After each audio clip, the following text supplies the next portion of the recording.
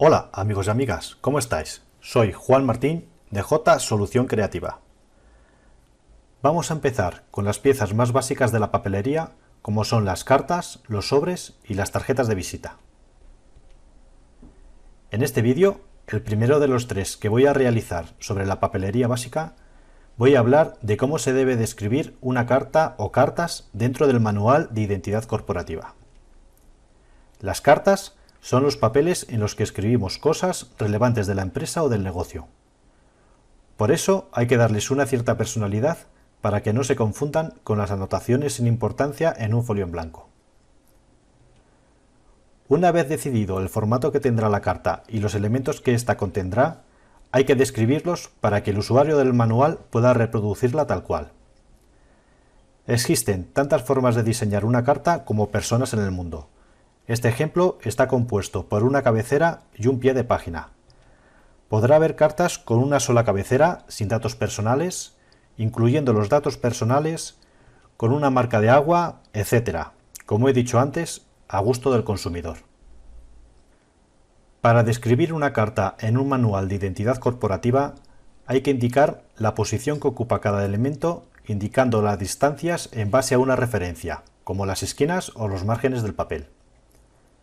Es bueno acompañar la ilustración con un texto que describa por separado cada elemento, como las tipografías que se utilizan, los grosores de los elementos, los colores utilizados, las referencias del logotipo, etc. Un punto a tener en cuenta es cuando se redactan documentos que ocupan más de una página. La primera suele ir en color y el resto a una tinta. Estas hojas se denominan segundas hojas.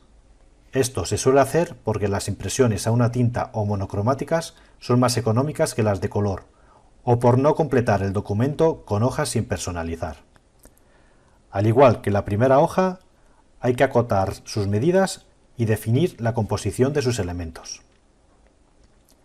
Al ser una papelería básica y no contemplar otro tipo de documentos como facturas, albaranes, hojas de pedido y demás, estas cartas pueden incorporar información fiscal como el CIF o el NIF, para usarlas como dichos documentos. Pueden ir acompañando a los datos personales o tener su propia ubicación dentro del papel. Igualmente, habrá que describir su ubicación y sus características. Si habéis aprendido cómo hay que incluir las cartas, con los sobres no tendréis problemas, ya que se hace prácticamente igual salvo un par de matices que os contaré a lo largo del vídeo.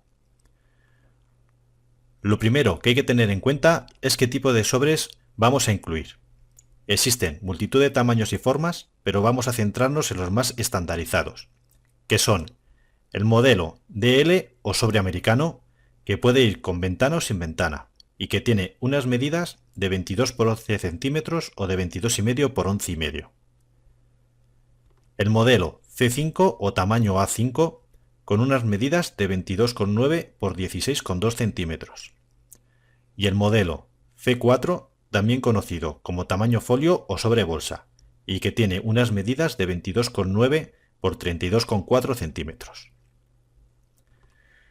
Si vamos a utilizar la misma imagen con las mismas proporciones y medidas para todos los sobres, con poner como ejemplo uno de ellos e indicar que hay más tamaños de sobre será suficiente.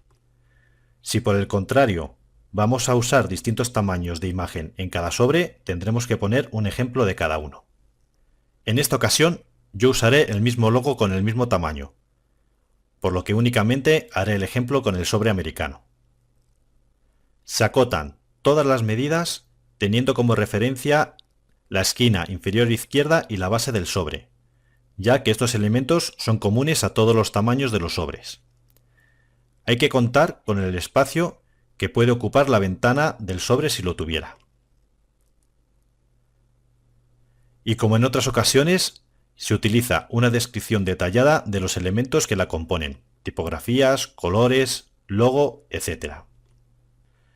Cuando tenemos bien resuelto este primer sobre, hacemos referencia a los otros posibles tamaños que pudiera incluir esta papelería básica, indicando de alguna manera las medidas que tienen. En el ejemplo he superpuesto los sobres e indicado el tamaño en un lateral, pero sería totalmente válido colocarlos individualmente poniéndoles unas líneas de acotamiento. Si queremos disponer de una versión de los sobres a una tinta, seguiremos el mismo procedimiento que con los sobres de color. El tema que trataremos es el de la tarjeta de visita, la pieza de la papelería que se convertirá en nuestra carta de presentación. El tamaño más extendido es el de 55 x 85 milímetros, ya sea en posición horizontal, también conocido como natural o vertical. Esto es debido principalmente a la idea de que entre en una cartera de mano o tarjetero, pero este tamaño puede variar según decida el cliente las necesidades o el propósito para el que se creó la tarjeta. La tarjeta tiene que guardar relación con el resto de piezas para conseguir mantener una unidad corporativa.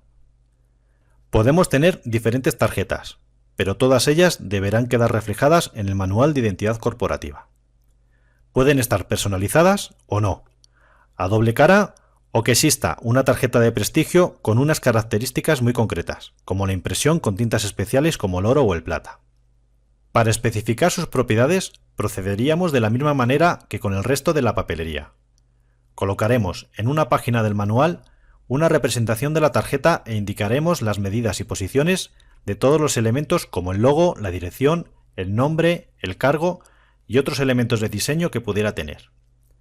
Igual que en otras ocasiones, acompañaremos la imagen con un texto descriptivo, en el que diremos el tipo de fuentes que usa, los colores y características generales de la tarjeta. Al ser considerada la tarjeta de visita una de las piezas más importantes de cualquier papelería, no dispondrá de una opción monocromática. Aunque podría tenerla, yo no la aconsejo, a no ser que sea realizada de primeras o se usen tintas especiales que obliguen a desechar la opción de color.